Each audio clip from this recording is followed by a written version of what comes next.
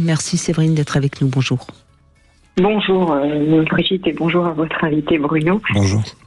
Voilà, donc pour ma part, je voulais témoigner. Alors, vous parliez en introduction d'abus sexuels et essentiellement dans l'introduction, sur le plan de la famille. Pour ma part, je voulais faire un petit témoignage. J'ai été abusée quand j'étais enfant, pas par la famille, par des voisins. Qui me gardaient à l'époque sur une courte période malgré tout. Enfin, ça a duré un bon mois. Des voisins de confiance puisque mes parents me confiaient chez eux en fait. Bien sûr. Quand vous dites des voisins, ça veut dire plusieurs personnes ? Oui, il y a eu plusieurs personnes. Alors ça s'est pas déroulé.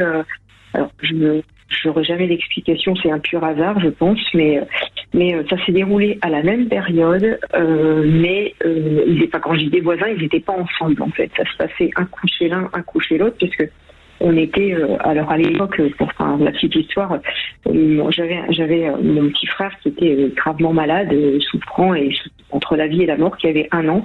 Et donc mes parents, pour aller le voir à l'hôpital, et moi étant jeune, j'avais 7 ans, j'étais gardée par un coup le voisin d'à côté, un coup le voisin d'au-dessus. C'était parce qu'on était en appartement. Et voilà, et donc ça se passait avec les deux, et pas les deux en même temps dans la même pièce au même moment. Non, je comprends bien. Et c'est terrible parce que c'est quelque chose qu'on entend parfois quand un enfant est très très très malade. C'est l'autre qui trinque. C'est pas la faute de vos parents. Ils pouvaient pas deviner. Mais en même temps, non seulement vous vous sentez un petit peu rejeté parce que vos parents s'occupent forcément beaucoup plus de votre petit frère. Et en même temps, on vous abuse. C'est compliqué. Oui, tout à fait. Ouais. Et puis, la perversité dans tout ça. Alors, je l'ai compris évidemment. Une fois adulte et encore même très tard, parce que je n'ai parlé à personne du tout pendant des années, Voilà, la perversité, c'est que les personnes, en l'occurrence, qui eux étaient adultes, des hommes, les deux étaient adultes. L'un était très jeune, de mémoire, il devait avoir 25 ans, quoi.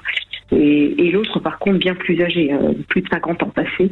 Et les deux, forcément, me disaient de ne pas en parler, que c'était secret, que c'était notre secret à nous, etc. Bien sûr. Et voilà, donc j'ai probablement trouvé réconfort, affection de leur part. Et mais quand vous n'en parlez pas à vos parents, c'est par peur de les embêter, par honte, par peur des représailles de la part de vos prédateurs. Qu'est-ce que vous diriez ?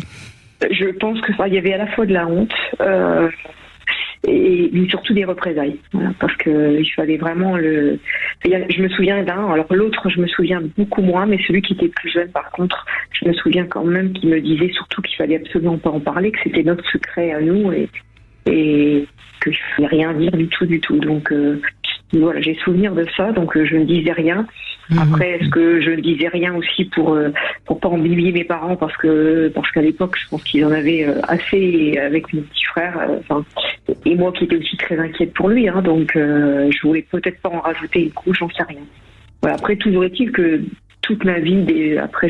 Vous savez, Séverine, je pose la question à Bruno Clavier qui va le dire mieux que moi, mais quand on est enfant et qu'on subit des choses comme ça d'adultes, on sait pas très bien, on comprend pas très bien, et du coup on est un petit peu... Les enfants en général ne parlent pas, la majorité des enfants ne parleront pas de ce qui leur est arrivé. Donc ça c'est la première chose. Et puis je voulais juste savoir, vous vous souvenez de la chronologie, qui vous a abusé en premier ?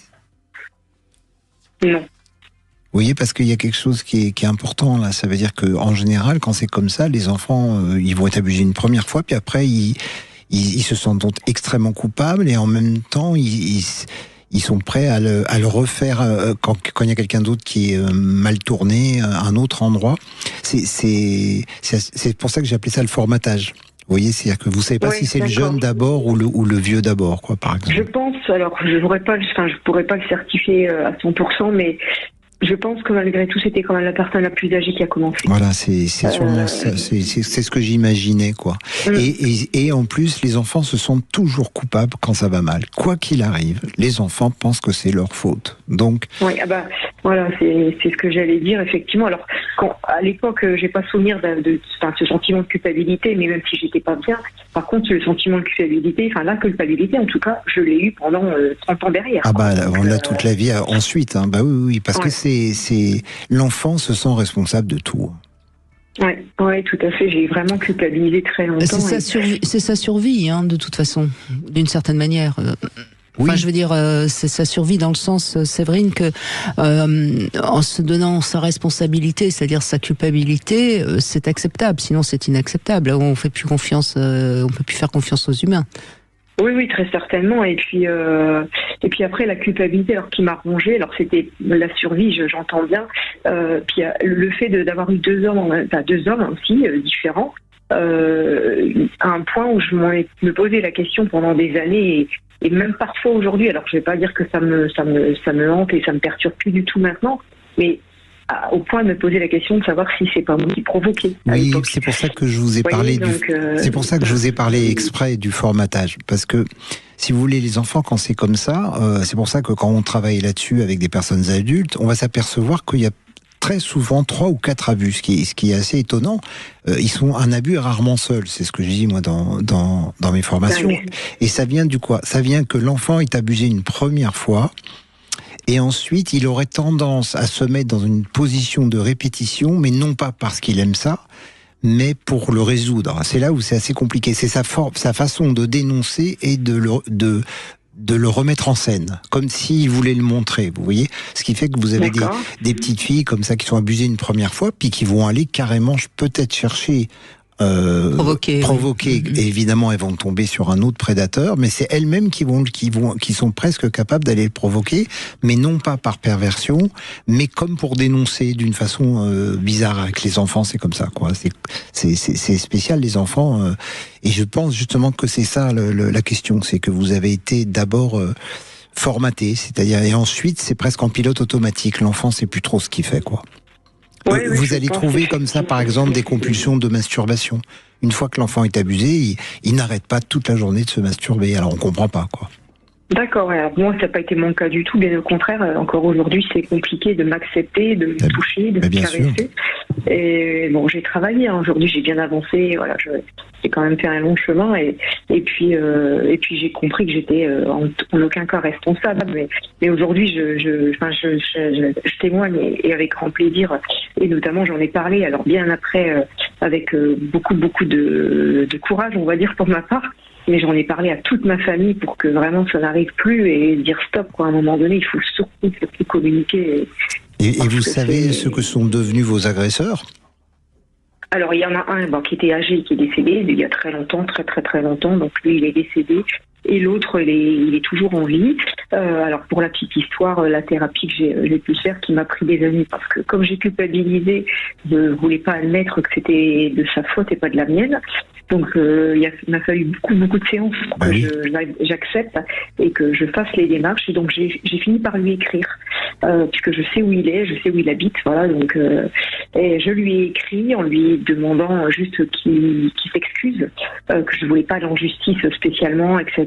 Et je ne demandais pas d'argent, en fait. Hein, c'était surtout ça. Je voulais être reconnue. Bon, déjà, rien que ce travail-là, pour moi, ça a été quand même une grande étape. Et honnêtement, sur le plan physique, j'ai senti vraiment une réelle différence par rapport à ça. Et alors, je n'ai jamais eu l'occasion de le rencontrer parce que qu'il n'a pas accepté. Je voulais le voir et qu'il me reconnaisse, même si j'étais dans probablement topique de ma part, mais bon. Et puis quelques années après encore, comme il n'avait pas accepté et que je sentais que j'avais besoin d'autre chose, j'ai fini par déposer plainte. Ah bah très bien. Donc voilà. Alors après, il y a eu un non-lieu parce que il y avait prescription. Les prescriptions, c'est ça. Voilà. Donc même si alors il y a la prescription, je suis pas certaine, mais j'ai cru comprendre qu'elle démarrait à 18 ans et pour 30 ans derrière. Donc j'avais pas 48 ans, mais en tout cas il y a eu prescription. Toujours est-il que j'ai quand même été entendue par la gendarmerie, lui avec sa famille, parce que je l'ai su en fait. Hein. J'ai eu échangé avec son épouse à un moment donné, qui m'a au départ très mal pris, évidemment, qui m'a reproché de lui avoir bousillé sa vie. Donc, mais bon, je lui ai répondu qu'elle avait bousillé la mienne avec, et que depuis, je me sens bien mieux, voilà. Bien sûr, puis en plus, comme ça, il y a eu un signalement et il sera un peu plus surveillé, parce qu'il faut se méfier. Il n'y a rien qui dit, d'autant qu'il n'est pas venu pour du tout reconnaître et s'excuser, ça veut dire que c'est quelqu'un qui a peut-être fait d'autres choses dans sa vie, avec d'autres enfants ou d'autres personnes. C'est-à-dire que c'est quelqu'un de potentiellement dangereux. Ouais, le tout premier courrier que j'en lui en envoie qu'un seul, mais le premier courrier que moi j'ai envoyé en recommandé, il m'a écrit aussi vite, pas lui, vient un avocat. Il est passé tout de suite par un avocat, donc pour se défendre, protéger, voilà, je ne sais pas exactement. Oui, mais enfin, je veux dire, oui, je comprends, mais je crois que c'est important ce que vous venez de dire pour ceux qui nous écoutent. On porte pas forcément plainte pour soi, mais pour la société, je crois. Oui. Hein. C'est ce que vous avez fait de bien, Séverine, parce que on sait jamais. Comme vous ça, avez au moins. Certains prédateurs, le Joël le Squarneck, là, quand il y en a 300, donc vous voyez qu'un prédateur peut en faire quand même beaucoup de victimes dans une vie, quoi. Donc si on peut l'arrêter avant, c'est bien.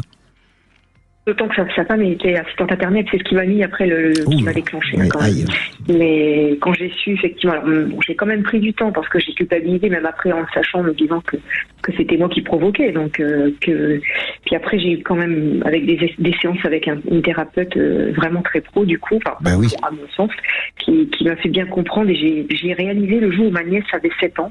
Là où moi, c'est arrivé, en redevenant ma nièce bêtement dans une soirée, je me suis dit, mais elle est pour rien, cette petite, elle est toute innocente. Donc voilà, c'est là où j'ai eu un flash pour ma part. Donc voilà, il faut surtout en parler et puis de ne pas rester avec ce secret, même si c'est pesant.